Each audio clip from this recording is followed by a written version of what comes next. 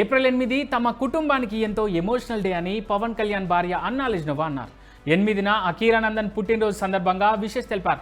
సరిగ్గా ఏడాది క్రితం ఇదే రోజు సింగపూర్లో జరిగిన అగ్ని ప్రమాదాన్ని గుర్తు చేసుకున్నారు. ఆ ప్రమాదంలో చిన్న కుమారుడు మార్క్ శంకర్ చిక్కుకోవడంతో తన కుటుంబం వణికిపోయిందని తెలిపారు. మార్క్ ప్రాణాలతో బయటపడటం ఒక అద్భుతమని అన్నారు అన్న. ఆ రోజును ఎప్పటికీ మర్చిపోలేమని చెప్పారు.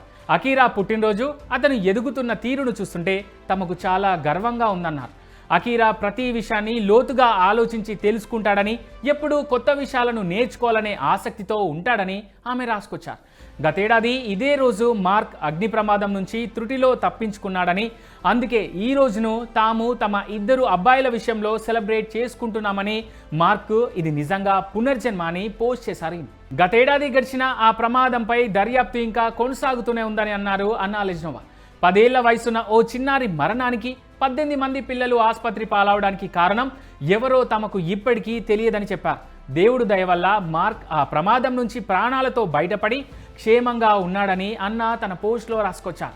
చిన్నారి మార్క్ శ్వాస తీసుకోవడానికి ఇబ్బంది పడుతుంటే ఆసుపత్రి బెడ్ పక్కన కూర్చొని బాధపడిన రోజులు తనకు ఇంకా గుర్తున్నాయని, ఏ తల్లికి ఇలాంటి పరిస్థితి రాకూడదని అన్నా వాపోయారు.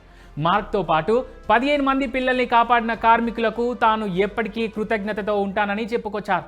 వాళ్ళు నిజమైన హీరోలంటూ ఆ రోజున అన్నా లెజ్నోవా గుర్తు చేసుకున్నారు. ఆ ప్రమాదం ఫోటోలతో పాటు తాను తిరుమలలో తలనీలాలు సమర్పించిన ఫోటోను కూడా షేర్ చేశారు.